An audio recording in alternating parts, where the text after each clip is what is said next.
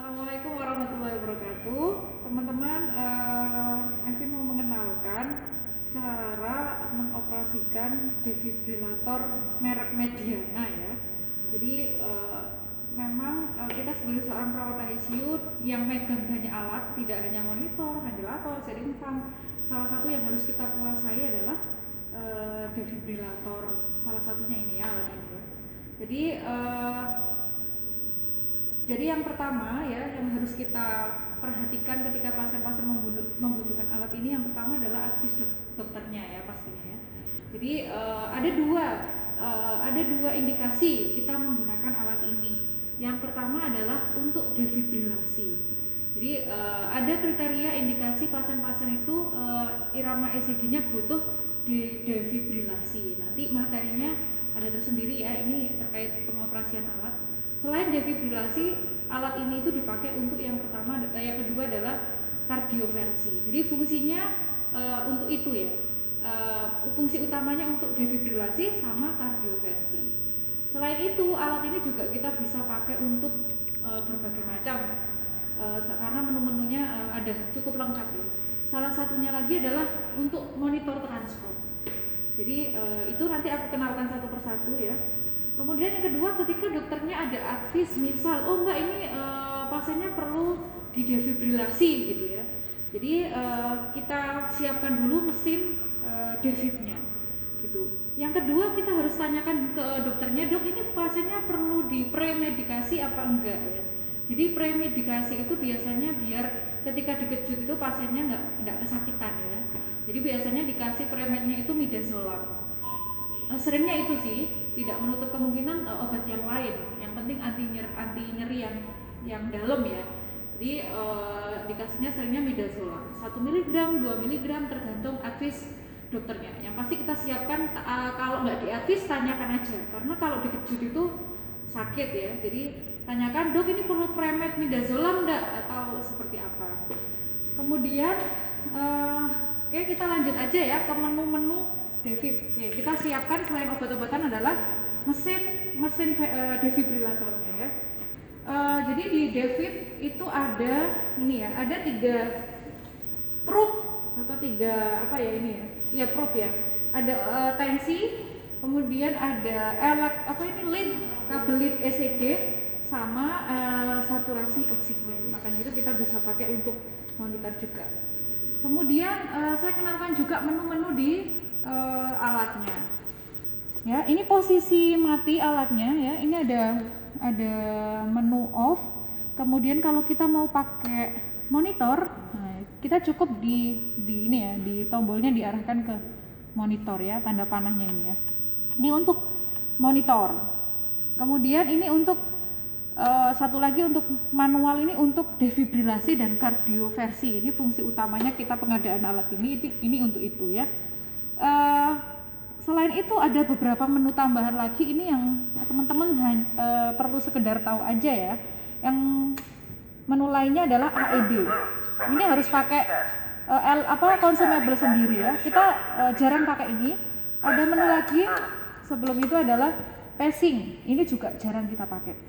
Jadi kita sering pakainya adalah menu monitor sama satu lagi menu untuk defibrilator sama kardioversi ya. Defibrilasi sama kardioversi. Oke. Caranya mengoperasikan adalah pertama kita mulai dari menu kardioversi ya. Untuk indikasi kapan perlu kardioversi, kapan perlu defibrilasi, nanti ada materi tersendiri. Ini khusus untuk pengoperasian mesinnya. Jadi untuk menu kardioversi teman-teman wajib harus mengkonekkan elektroda lead ini di pasiennya.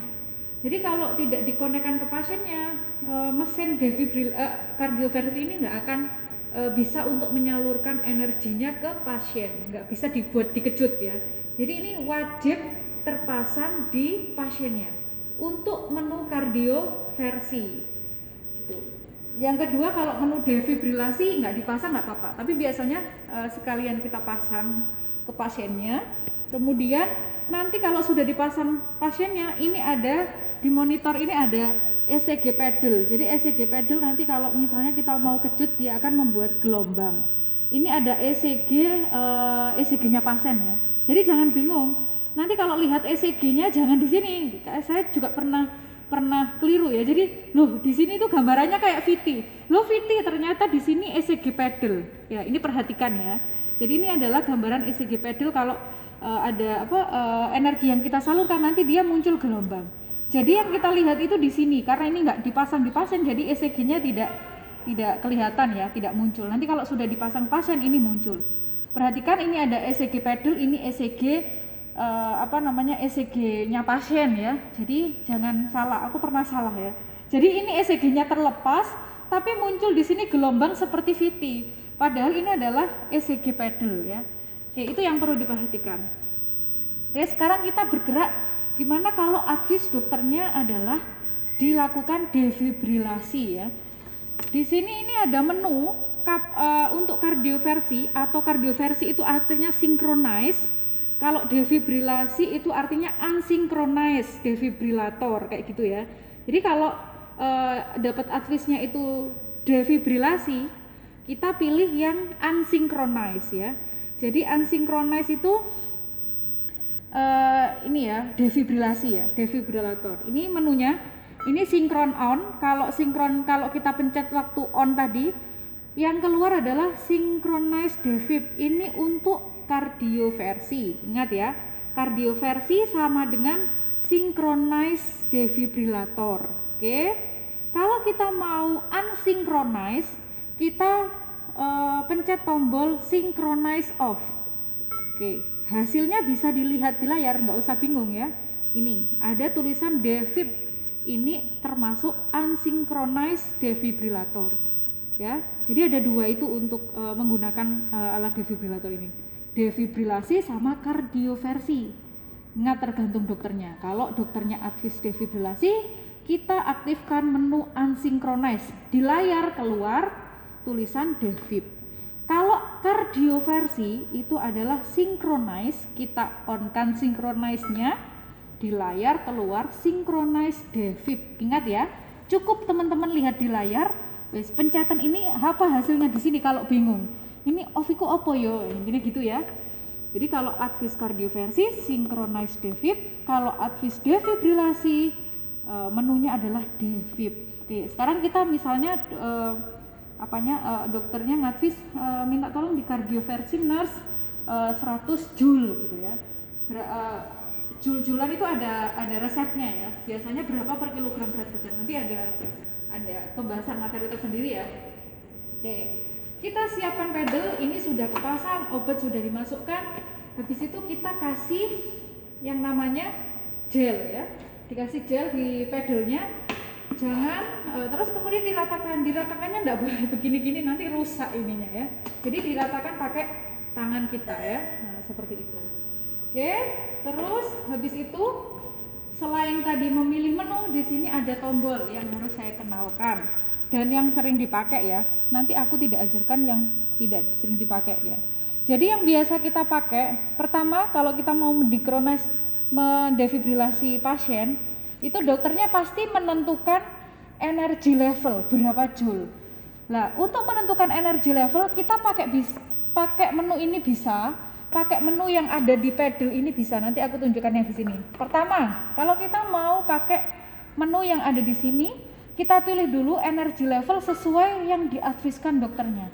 Caranya sudah dipencet tombol energi level ini, habis itu kita lakukan sesuai advis dokternya.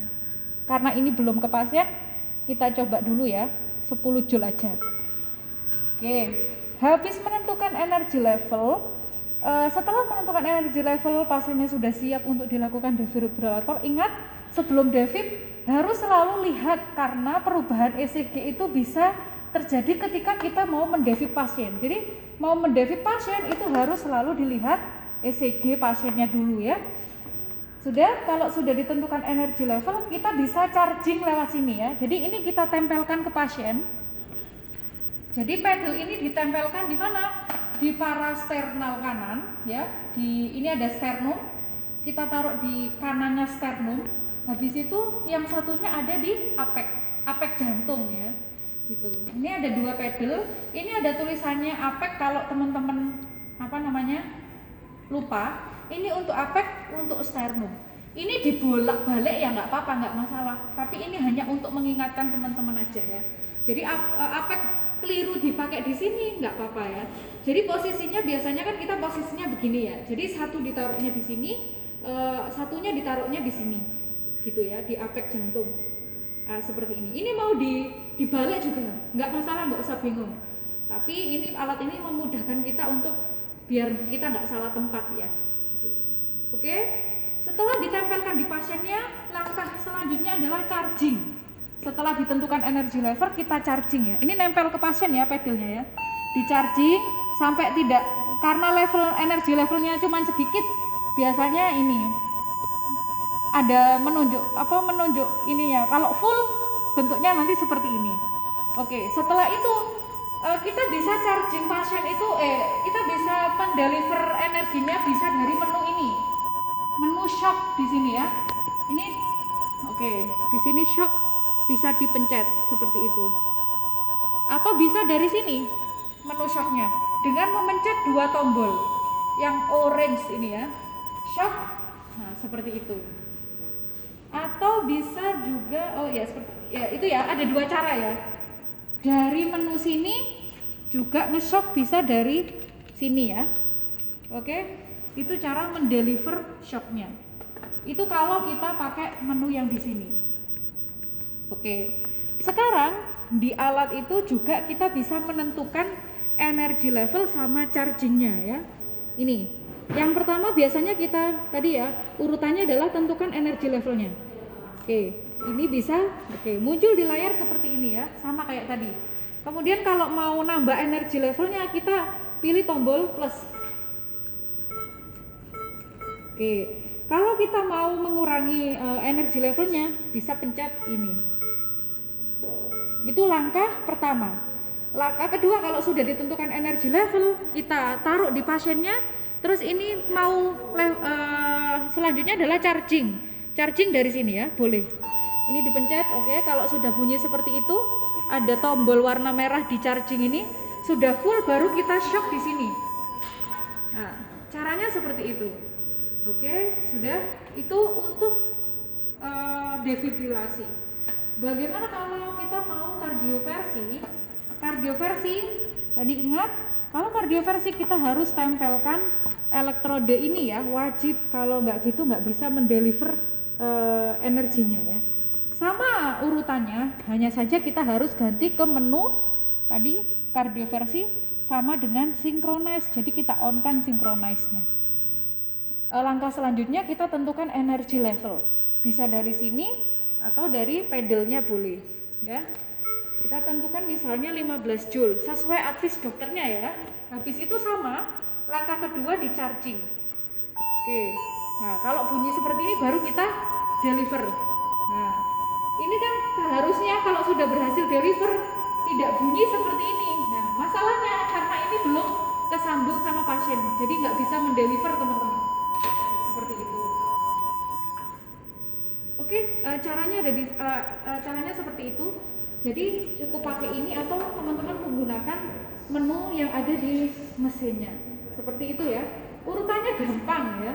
Setelah mempersiapkan, pertama tentukan energi level, yang kedua tempelkan ke pasien, yang ketiga charging, yang keempat baru kita shock di sini ya, di tombol ini. Itu caranya. Oke, yang perlu diperhatikan, defibrilator ini sebenarnya siapa yang melaksanakan ya?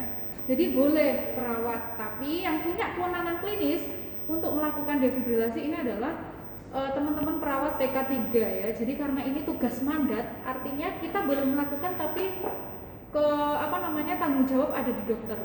Jadi ini adalah tugas mandat dan defibrilasi itu adalah tugas mandat yang diberikan khusus untuk PK3.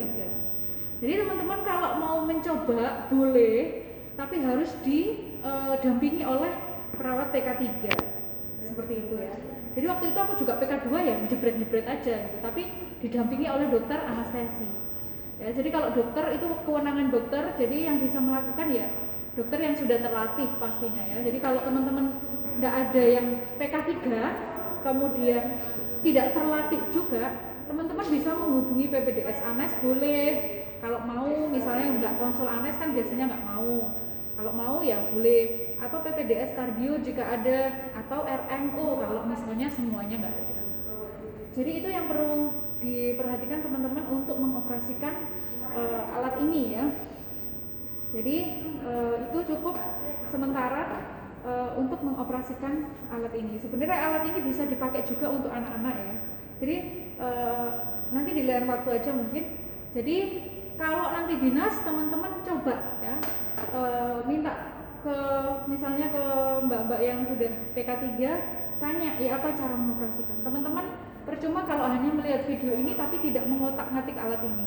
Jadi aku harap teman-teman nanti waktu berdinas melihat dan mengenal sama alat ini ya. Kalau nggak kenal katanya nggak sayang ya. Kita bisa sayang alat ini, bisa mengoperasikan alat ini, bisa lihai untuk mengoperasikan alat ini kalau kita mengenal alat ini ya. Percuma kalau kita perawat ICU tapi tidak bisa menggunakan alat seperti ini ya. Jadi bukan perawat ICU ya. Insya Allah itu. Wassalamualaikum warahmatullahi wabarakatuh.